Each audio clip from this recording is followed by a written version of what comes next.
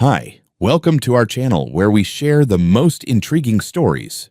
When 6 mysterious trucks appeared on his private lot, Joel Reynolds thought it was a mistake. It wasn't. What followed was a war of property lines, power-hungry HOA leaders, and one man's refusal to back down. This isn't just a story. It's a suburban showdown for the ages. I arrived that morning just after 8. The air was thick with Georgia humidity, the kind that made your shirt cling before you even reached the front gate. I was sipping lukewarm coffee from a travel mug I should have retired a decade ago when I turned the corner and saw them. 6 of them. 6 goddamn trucks, big boxy white monsters lined up like they owned the place, taking up every square foot of my concrete delivery pad in front of Warehouse 12B. Bright vinyl decals on the side read Cotton Ridge HOA, Community Development Initiative, as if putting HOA in big letters made trespassing look charitable. At first, I just stood there in the gravel lot, staring. I even blinked a couple of times like maybe I was hallucinating. Nope. Still there. A few drivers were standing around smoking like it was a truck stop. One had propped his boot on a tire, scrolling his phone like he was waiting on fries. I stepped out of the truck and walked over. "Excuse me," I said, keeping it civil. "What the hell are you doing on private property?" The guy with the phone barely glanced up. "Karen said we could unload here. HOA storage. Said it was fine." "Karen who?" He looked at me like I'd just asked who the president was. "Karen Lambert, HOA president." I felt my jaw tighten. I didn't know Karen Lambert personally, but the Cotton Ridge development backed up through the tree line behind my southern fence. I'd dealt with a few of their residents before, mostly polite but entitled. HOA types always had a habit of forgetting that not everything was under their control. "This is not HOA land," I said, gesturing around me. "This is my warehouse complex. I own it outright. You're parked illegally." The driver shrugged. "Boss lady said it was all good. Said you wouldn't mind for a few days." Of course she did. I went back to my truck, pulled up the site security app, and scanned the camera logs. The front gate had been opened with a generic delivery code. Not uncommon, some of my long-term renters used that code when they had scheduled drop-offs, but none of them had trucks arriving today. Not even close. I dialed the HOA office line listed on their website. Straight to voicemail. "Hello, this is Joel Reynolds. I'm calling regarding unauthorized Cotton Ridge vehicles currently trespassing on my property. I need someone from your office to call me back immediately. You're occupying private space, and I am not part of your HOA. I expect full cooperation. Thank you." Click. I waited and waited. An hour passed. Then another. Around 10:30, a pearl white Mercedes SUV pulled up to the gate and buzzed in. My office assistant, bless her early bird punctuality, let them in before realizing who it was. And then she stepped out. The Queen of Cotton Ridge herself.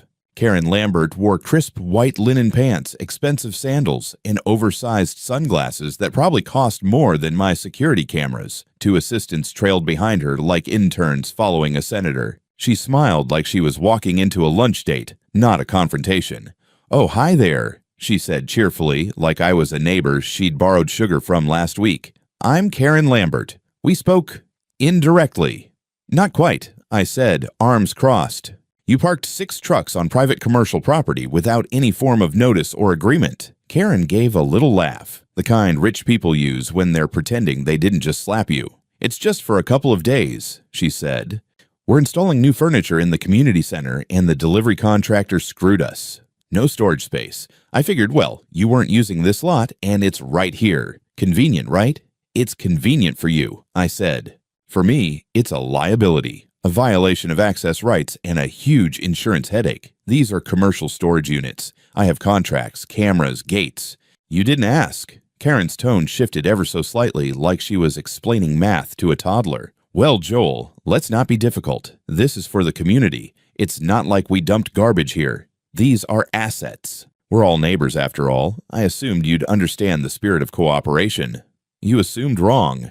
She gave me a tight-lipped smile. "I'm sure you wouldn't want to make this harder than it needs to be. If something were to get misplaced or damaged, it could become a real tangle to sort out." "Just saying." That did it. "You've got until sundown," I said, pointing at the trucks. "If they're still here after that, I'm closing the gates and treating them as abandoned property." Cameras are rolling, by the way. And anything left behind becomes part of an incident report. Karen arched a brow and glanced toward one of her assistants. Then she looked back at me, still smiling like she was hosting a charity gala. Well, good luck proving anything gets damaged. She turned on her heel and walked back to her SUV, hair bouncing like it had choreography. I stood there a minute, watching her drive off, 6 illegal trucks humming behind me in the Georgia sun. They had no idea what kind of storm they'd just stepped into. By 6 o'clock, the trucks were still there, not just parked, entrenched. No signs of movement, no apologies, no phone calls. Just 6 metal behemoths squatting on my concrete like they owned the place. I drove back from the diner, unwrapped the foil on a half-eaten patty melt, and stared at the gate monitor on my dashboard, chewing slowly. All right then. I pulled up to the keypad and tapped in the override sequence. A deep mechanical clunk echoed through the steel gateposts. My system wasn't your average warehouse fence. I'd invested years ago in a federal-grade programmable perimeter setup, automated locks, backup generators, and a cloud-synced camera array that fed directly to 2 redundant off-site servers. If they wanted to treat my property like a free-for-all, they were about to meet the full extent of a federal contractor turned pissed-off landlord. I made one more call to the sheriff's office, this time to Deputy Sandlin, who I'd worked with before, on a theft incident years back. Gave him a calm, detailed explanation. Unauthorized vehicles, suspected trespass, owner not present, no contract, no permissions. He said he'd send someone over within the hour. While I waited, I got on the horn with a couple of my regulars, a local labor crew that handled furniture transfers and confidential cleanouts. Paid well, showed up fast, no questions asked. Within 40 minutes, 2 box trucks and 4 guys in gloves and steel toes were backing up to warehouse 12B. Everything in these 6 is going into Bay 12, I told them, handing over an inventory checklist I'd drafted while waiting. Label each load as unidentified third-party freight. Secure it behind padlocked roll doors and slap barcode trackers on every pallet. Document every item. Owner, one of them asked. Unknown, left unattended on my private lot. You tell me. We got to work. Truck by truck, they cracked the rear gates and started unloading. It was like a garage sale for entitled morons, office chairs and shrink wrap, smart TVs, faux marble countertops, rolled AstroTurf, a pile of unused signage for something called Cotton Ridge Wellness Pavilion. Not a single shipping manifest in sight. No labels, no claims, just a chaotic mess of HOA hubris. As each truck was emptied, I documented the process with my phone, my warehouse cams, and a handheld 360 degrees camera I usually saved for insurance audits. I wasn't taking chances. By 8:30, everything was offloaded and sealed. I keyed the security doors to lockdown mode and set temporary access permissions to owner only. Then I shut the front gate and engaged the motor lock. No trucks, no access. When Deputy Sandlin arrived, I was waiting for him with a USB drive, a fresh cup of black coffee, and a stack of printed stills showing the trucks entering the property. I greeted him with a firm handshake. "Evening, Joel," he said, eyeing the now empty parking lot. "So this is the HOA situation?" "Cotton Ridge decided my lot was the community junk drawer," I said, handing over the drive.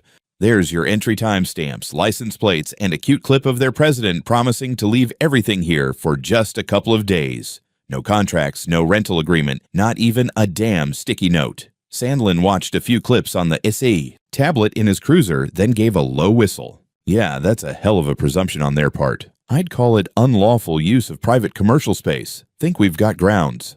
I'll file the incident as criminal trespass and unauthorized use of property," he said, taking notes. "You've documented everything to hell and back. We'll issue a formal notice to Cotton Ridge HOA, and I'll send dispatch to arrange tow service for the trucks. Owner's got 72 hours to contest. After that, county impound."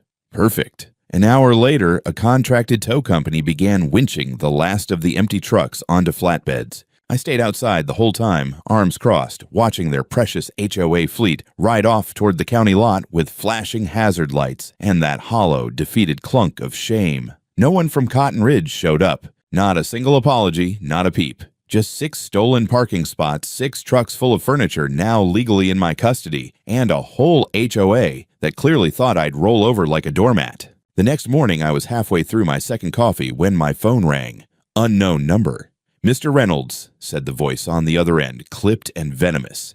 "This is Karen Lambert." I've just been informed you confiscated HOA property and towed 6 trucks. You've made a very serious mistake. I took a long sip.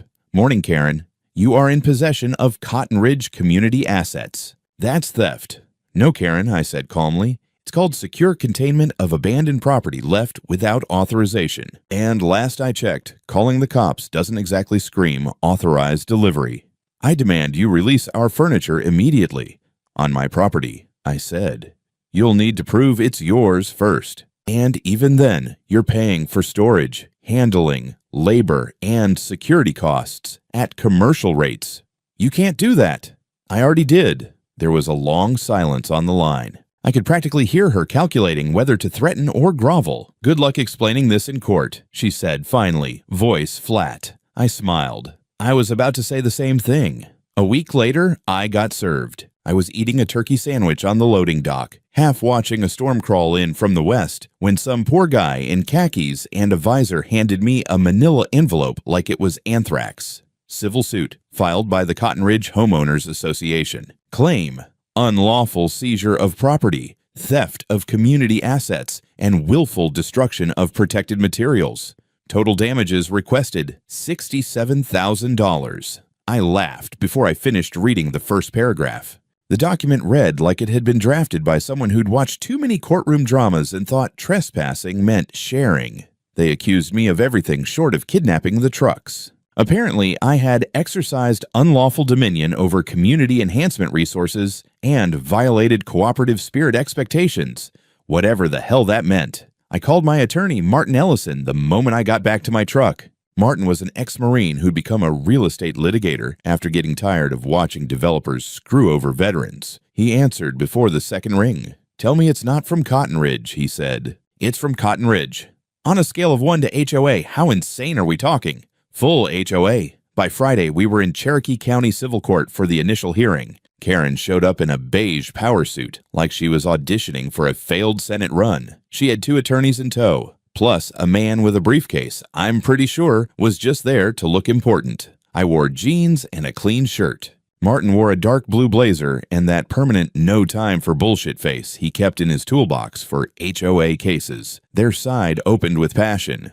Karen's attorney, a stiff with shiny shoes and 0 neck, claimed I had violated community trust, seized property without due process, and caused irreparable distress to the development timeline of a vital community facility. He actually said that with a straight face. Karen sat behind him with her legs crossed, chin high, like she was waiting for an apology that would never come. Martin stood up, adjusted his cuffs, and began with the phrase, "Your Honor, this is a masterclass in suburban delusion." Then he laid it all out: video footage, gate logs, lack of written permission, photos of the trucks, timestamps, the fact that I had followed protocol for abandoned property on private land, Georgia Code Title 44, Section 12. He even showed the court the digital inventory we'd created when unloading the items, all labeled, sealed, and untouched. Karen's team scrambled, trying to claim I knew the property was theirs and had refused all attempts to mediate. The judge raised an eyebrow. "Did you attempt any contact before leaving the trucks?"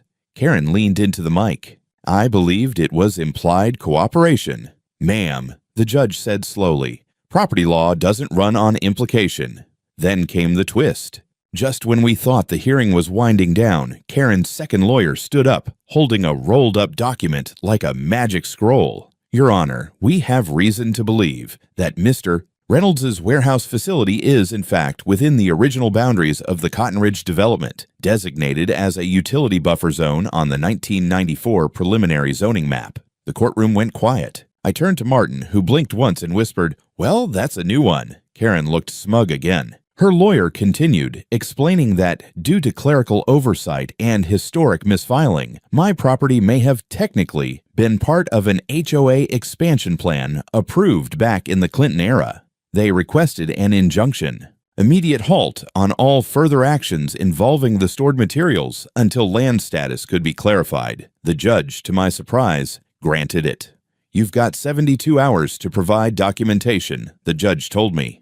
"If there's a zoning discrepancy, we'll need survey verification." Outside the courthouse, Karen strutted past me like she'd just sunk my battleship. "Old boundaries are still boundaries," she said sweetly. I'd double-check your title if I were you. Martin and I didn't say anything until we were in the truck. He looked out of the windshield for a moment and muttered, "She's throwing spaghetti at the wall, but if any of it sticks, we'll need a damn good surveyor." I spent that night drinking cheap bourbon and flipping through every property file I had stored in my gun safe. Deeds, plats, surveyor's maps, every dry government PDF I'd ever filed since buying the lot back in 2007. It was all there, in black and white, stamped and notarized. And yet, in court, that smug lizard Karen had managed to toss a 30-year-old zoning map onto the table like it was Excalibur. The next morning, Martin got me in touch with a geodetic survey firm out of Atlanta. Small outfit, highly rated, mostly ex-military guys who didn't mind crawling through briars with laser scanners. They agreed to a rush job, which meant double the price. I told them I'd pay triple if they could shut Karen Lambert up with math and maps. They arrived on site 2 days later, 4 of them in khaki vests and wide-brimmed hats, looking like they were about to track poachers. Their lead, a guy named Don Whitaker, had worked on boundary disputes across 4 states and spoke with the slow precision of a man who knew people like to argue with facts. We started with the basics: GPS coordinate locking, LiDAR scans of the property lines, satellite overlays from the past 20 years. They cross-referenced everything with the Cherokee County tax assessor's records, the U.S., Geological Survey, and historical zoning approvals going back to the 90s. The process took the better part of a week. They combed the edges of my southern perimeter, where the tree line met the HOA's manicured backyards, using high-accuracy GNSS receivers to pin every stake. I watched Don mark each reading with a red flag and make tight notations in a leather-bound field book, like a man carving the truth into stone. 3 days in, he called me over. "Mr. Reynolds," he said, pointing to a digital topographic render on his tablet. "Your property line stops here, just before the slope. Everything south of this belongs to Cotton Ridge. Everything north, including your warehouse, driveways, and the entire concrete pad, is 100% separate." Meaning their map is wishful thinking. Turns out, the buffer zone on Karen's antique zoning map was never officially filed. It was part of an unapproved expansion plan, drafted, rejected, and shelved in '95. County records had 0 filings for any annexation past the Southern Creek line. Even better, the parcel I bought was originally designated for state logistics during a military supply reroute project. It had federal stamp origins. Don gave me the final report in a sleek folder, complete with a signed statement, geo-coordinates, and a notarized map that looked like something you'd use to start a war. We sent digital copies to Martin, who nearly burst out laughing on the phone. "She tried to beat you with a crayon sketch," he said. "You brought a sniper rifle." Back in court, Karen's lawyers tried to stall, claimed they needed time to verify our survey. The judge took one look at the paperwork and raised a brow. "This includes USGS data." "Yes, Your Honor," Martin said. "And a federal origin parcel trace." Karen sat still as stone, her mouth tight, hands clasped like she was praying to the HOA gods. The judge ruled swiftly. "Cotton Ridge HOA has no jurisdiction over Mr. Reynolds' property. The attempted claim of boundary inclusion is unsupported and administratively false." Boom. With that, the injunction was lifted, and I was formally cleared to proceed however I saw fit with the property, including the impounded goods. HOA's entire legal theory had just evaporated like piss on pavement. Outside the courthouse, Martin shook my hand. "They're gonna scramble now," he said. "You pulled the rug out mid-step."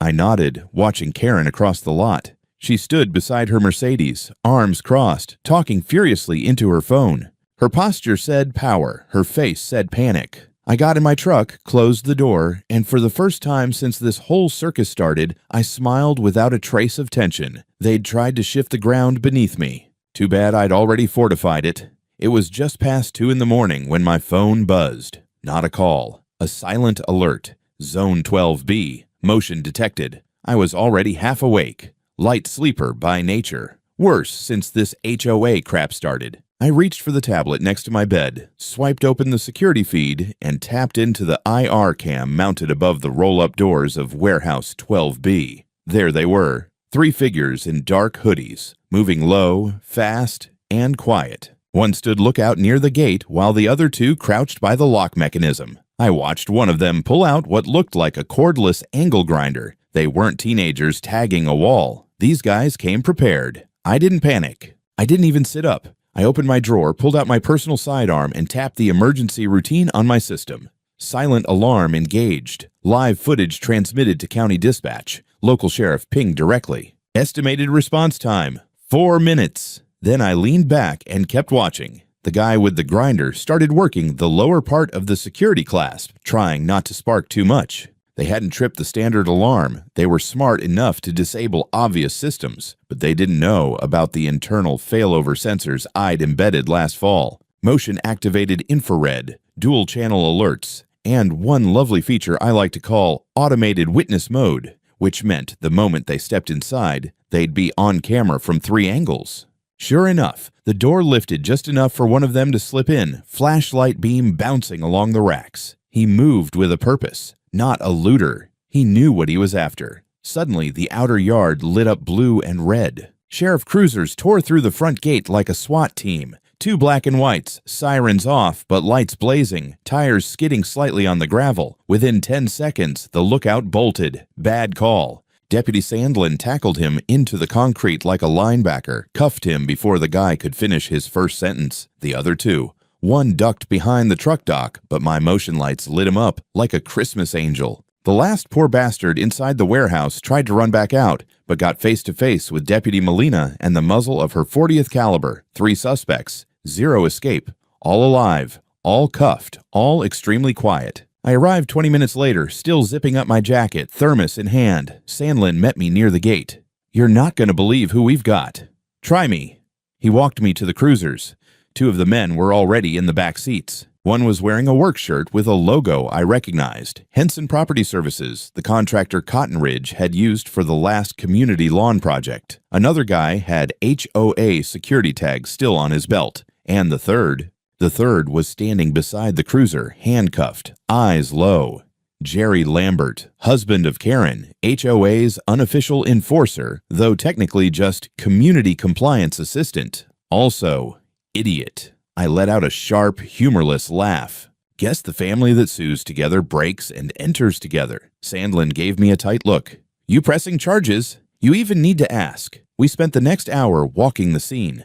They'd cut through a section of rear mesh, avoided the camera poles, jammed the front keycode panel, but none of it mattered. Every step inside 12B was recorded. Every breath, every glance at the inventory, audio, night vision, high res. And best of all, once they'd entered, the system had triggered a live upload to my cloud archive and the sheriff's secure channel. Nothing was getting buried. Back at the cruiser, Jerry finally spoke. "It wasn't supposed to go like this," he muttered, as if that helped. I stepped closer. "You broke into private commercial property with tools, intent, and a team.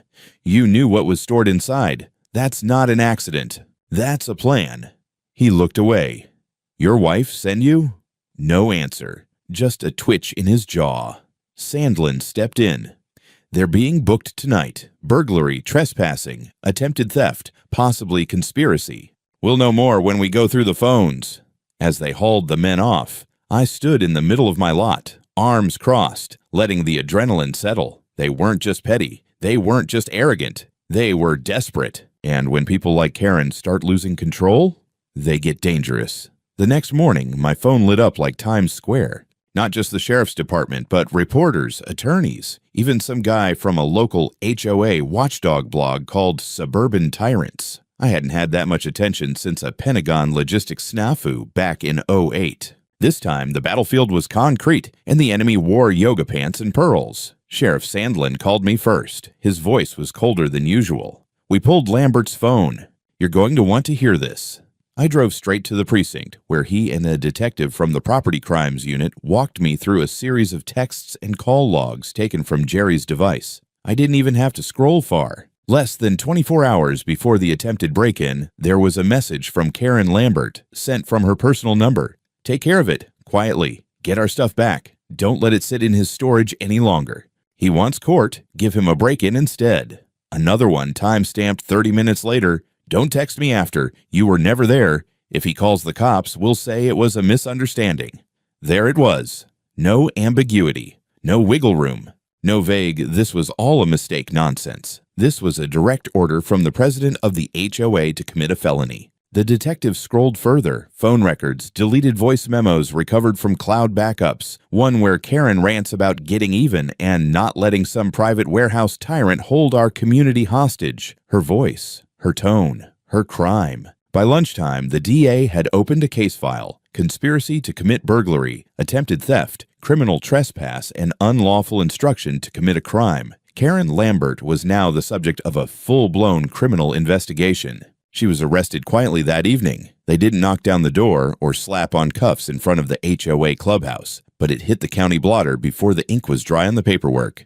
By 8 p.m., her mugshot was already circulating on neighborhood Facebook groups like wildfire. Half the comments were horrified. The other half were popcorn gifs and, finally, reactions. By 9, I had 2 TV crews parked outside my warehouse gate. One from Fox 5 Atlanta, the other from a local cable news channel called Metro Wire. The anchors stood in the gravel lot delivering breathless updates in front of the now famous warehouse 12B. I didn't ask for this spotlight, but I wasn't going to waste it either. So when they asked for comment, I gave one. Calm, precise, nothing emotional. When someone thinks community power is more important than property rights, this is the result. I didn't ask for a fight. But I'm not the type to back down from one either. If it takes court, evidence, and handcuffs to remind people that fences mean something, so be it. By the next morning, the Cotton Ridge HOA board was in total freefall. 3 members resigned within 48 hours. The vice president, some guy named Mark, who apparently hated Karen's guts for years, held a live stream to distance the HOA from all illegal activity. It was a disaster. Someone leaked emails showing that the board had known about the truck situation the entire time, but let Karen handle it to avoid pushback. The County HOA Oversight Commission stepped in 2 days later and placed Cotton Ridge HOA under external administrative review. The community bank accounts were frozen. All board activity suspended pending audit. Karen's name was scrubbed from the HOA website like she was a rogue CIA asset. Meanwhile, my lawyer Martin filed a civil suit against Karen personally, not just for trespassing, but for damages related to the break-in, the risk to my inventory, and defamation stemming from her public comments about my business. Karen made bail, of course. Her husband posted it, but her lawyer released a pathetic statement that made it worse. Ms. Lambert deeply regrets how this situation has spiraled. She acted in the best interest of her community. Best interest, my ass. You don't send people with bolt cutters into someone else's building and call it community service. My favorite part, the HOA tried to blame it all on miscommunication, claimed that Jerry acted on his own. But the court had the texts, the voice memos, and the smoking gun of HOA arrogance all in Karen's voice. The press ate it up. A columnist from the Cherokee Ledger called it the HOA scandal of the decade. They printed a full-page op-ed titled "The Tyranny of Good Intentions: When Community Power Goes Rogue." People started sending me pictures of their own HOA horror stories, some petty, some dangerous, all following the same pattern: power trips wrapped in pastel blouses and vague threats of community standards. One night I came home and found a 6-pack of beer and a handwritten thank you note on my porch from a fellow business owner who almost lost her bakery to HOA nonsense. You stood your ground. Respect. That meant more than the lawsuits, more than the news. Because in the end, this wasn't about trucks or property lines or even Karen. It was about drawing a line in concrete and saying, no further, not here. 3 weeks after the break-in, I found myself back in court. Only this time, it wasn't civil. It was criminal. The state of Georgia versus Karen Ann Lambert. She sat at the defendant's table in a dark blazer that didn't quite hide the sweat stains under her arms. Her legal team looked thinner now. Just one weary man in a cheap suit. The kind of guy you hire when your last lawyer jumps ship to protect his license. The courtroom was fuller than before. A handful of Cotton Ridge residents sat behind Karen, faces drawn, lips tight. On my side sat Martin, 2 uniformed deputies, and an assistant from the district attorney's office. The energy in the room wasn't tense. It was expectant. Like everyone was waiting for a crumbling tower to finally collapse. The prosecution laid it all out. Clear, professional, lethal. They started with the texts from Karen to Jerry. Played the audio recording where she told him, give him a break-in instead. They even subpoenaed internal HOA emails, revealing that Karen had tried to backdate a fake agreement with my name typed onto it. The timestamp alone was a joke, dated 2 days after the police report. Her own assistant testified that Karen had instructed the staff not to communicate directly with Mr. Reynolds and that she believed he'd fold if pressured enough. When the DA presented my security footage, it was over. 3 crystal-clear angles of Jerry and his crew breaking in, labeling boxes, rifling through the racks before getting arrested on camera. Karen's attorney tried to argue that she didn't explicitly instruct anyone to commit a felony, that her words were figurative and taken out of context. The judge cut him off halfway through. "Let me be clear," he said. "You are suggesting that give him a break-in instead was a metaphor." The lawyer squirmed. "A poor choice of words, Your Honor." "No, counselor, a criminal one." On the 4th day, the jury returned with a unanimous verdict on all charges. Guilty.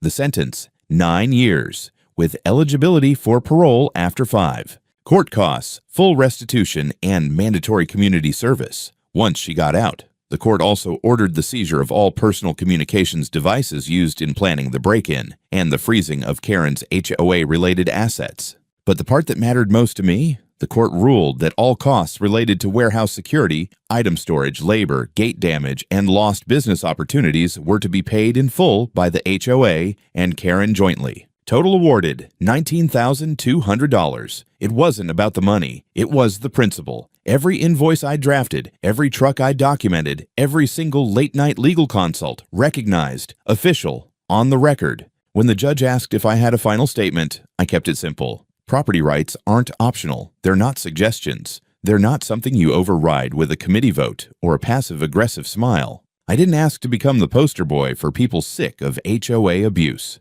But if that's what this becomes, I'm good with that. Karen didn't look at me once as they let her out in cuffs. Her face was unreadable, drained of color like she couldn't believe the world had stopped orbiting around her front lawn. Outside, a small group of Cotton Ridge residents gathered near the courthouse steps. One of them, a woman I recognized from the news footage, walked over and stuck out her hand. "We're not all like her," she said. "Some of us are glad you pushed back. We voted last night to dissolve the entire HOA board. We're starting over. Without Karen, without any of that power trip nonsense." I shook her hand. "Make it count this time." Martin and I went for coffee after. He looked tired but satisfied. "You know," he said, stirring sugar into his mug, "I've been fighting HOA egos for 15 years. But this is going in my highlight reel." I raised my cup. "To boundaries." He clinked his mug against mine. Literal and metaphorical. I checked my phone later that night. The headline on the Metro Wire homepage read, "HOA Queen Goes Down in Flames. Karen Lambert Sentenced in Private Warehouse Heist." Below it was a still frame from my security footage. Jerry mid-run, frozen in the spotlight, with a box of folding chairs in his hands. The comment section was a war zone. Some people were furious, others gleeful, but buried in the chaos was one that stood out. About time someone told an HOA to sit down and shut up. Damn right. A month after the sentencing, I put up a new sign on the outer gate of my property. "Private storage zone, contract access only. Trespassers will be recorded, charged, and exhibited in court." Underneath it, smaller letters read, "Not available for HOA cooperation, ever." Some folks thought it was overkill. Others stopped by just to take selfies with it. I didn't care. I wasn't in the mood to be generous anymore. The last few months had taught me more about modern entitlement than 10 years working in military logistics. You give people a little flexibility, and they assume they're entitled to the whole damn runway. Cotton Ridge looked different now. The HOA was effectively dissolved under external audit. A temporary administrator appointed by the county was going door to door collecting feedback from residents. Last I heard, they were considering converting to a voluntary neighborhood council instead. No dues, no board, just communication. I didn't have much stake in it. I still lived a few acres out of their reach, behind a stretch of pine and a fence built to withstand small arms fire. But every now and then, I'd spot former HOA residents driving past the lot, slowing down near Warehouse 12B. Like it was a tourist attraction. The stuff we confiscated, eventually after legal clearance, I let the county auction it off. Proceeds went toward covering sheriff's department costs and legal expenses, with the leftovers funneled into a small business protection fund. That was Martin's idea, and frankly, a damn good one. I never reopened 12B to neighbor rentals. Not after that mess. It was now on long-term lease to a regional electrical contractor who needed secure storage for transformers and spools. Reliable folks, no politics, pay on time, don't demand free space for the good of the community. The warehouse had never looked better. As for Karen, she'd appealed the sentence, of course. Got denied. Her name now trended in HOA reform forums as a cautionary tale. The Lambert precedent, they called it. Urban planners and real estate lawyers cited it in blogs and LinkedIn posts. I got invited to speak on a podcast titled Don't Tread on My Driveway. I declined. I wasn't interested in becoming a suburban folk hero. I just wanted people to stay on their side of the line, literally and legally. That said, I did end up forwarding all the court materials to the National Association of Independent Storage Owners. Their legal department requested permission to use the case as a training scenario for dealing with hostile third-party use of commercial space. I gave it to them for free. The morning I handed over the files, I stood in front of Warehouse 12B and watched the sun come up over the tree line. The asphalt still had faint marks from where the HOA trucks had parked, though rain and time were starting to wash it away. In their place, I had stenciled 2 words in yellow paint near the bay doors: Evidence Zone. My idea of a reminder, not for them, for me. Because the next time someone like Karen Lambert rolled up with a clipboard and a smile, expecting to bend rules with a favor and a flinch, I wouldn't argue. I wouldn't explain. I'd just point to the sign and maybe, if I was feeling generous, offer them a copy of the court ruling, framed.